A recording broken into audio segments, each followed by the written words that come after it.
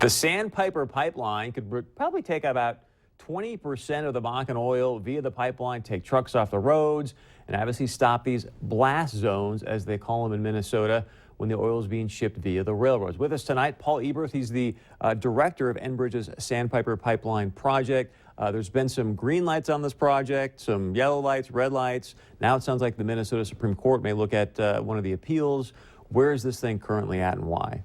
Yeah, great question. In North Dakota, we've received our permit from the Public Service Commission, and we're ready to go. In fact, we're building the pipeline right now in North Dakota. We're building some of the infrastructure in order to receive the crude oil onto the proposed Sandpiper pipeline. In Minnesota, we applied for our regulatory permit in November of 2013. We have hit a few, we'll call them red and green lights, and along the way. Most recently, the June of 2015, the Public Utility Commission unanimously approved the Certificate of Need in Minnesota. Unfortunately, there was some procedural errors that the State Appellate Court found and remanded the Certificate of Need back to the PUC. So we have an upcoming hearing in December where we expect the PUC to address how they're going to reformat the review of our project going forward. So where were the missteps? Because, as you know, in Minnesota, they're talking about having a special session. One of the things that Minnesota Speaker Kurt Dowd, Republican, wants to do is say, hey, I want to make sure we get this pipeline greenlit as soon as possible, essentially. Right. He said, and I quote, that the governor is disrupting the permitting process for the Sandpiper. Is that accurate? I don't think the governor is disrupting the process. The Public Utility Commission, actually, before I get to that, the governor did respond yesterday in a letter and said he's went on record publicly of supporting the project, and he's doing that again and hopes that it gets permitted in a timely fashion. Now, looking back, what happened? What were the procedural missteps? Well, early on, the Public Utility Commission decided to separate the two permits that they provide for pipeline Certificate of Need from the route permit. Traditionally, those are handled in parallel, and the Minnesota compliant environmental review is done as part of the routing permit review.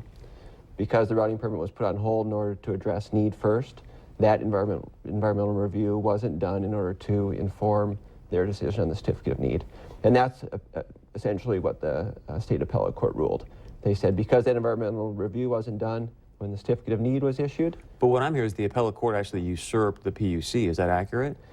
They remanded the Certificate of Need back to the PUC. But is that do they have legal ground to stand on it? Was what I'm asking. Was this the correct legal procedure, or was this a bunch of environmentalists saying, hey, this should be done, and they're doing it to appease environmentalists? Well, it's still up in the air. The PUC believes they made the right path. They paved the right path to the Certificate of Need. In fact, the state of Minnesota has asked for the Supreme Court to review the lower court's decision. So we are waiting for the Supreme Court to make a decision on that. We expect the Supreme Court will make a decision as to whether or not they take up this case in the next few weeks. But what I'm asking is, did the court usurp the PUC, yes or no? The court did. They overruled the Certificate of Need. Okay, so they're taking power in their own hands rather than letting the PUC make these decisions. So that guess my question is, there's a lot of hearsay out there that they're saying that Putin allies, George Soros, all these people are funding a bunch of the greenies that are against this. Is that accurate or not?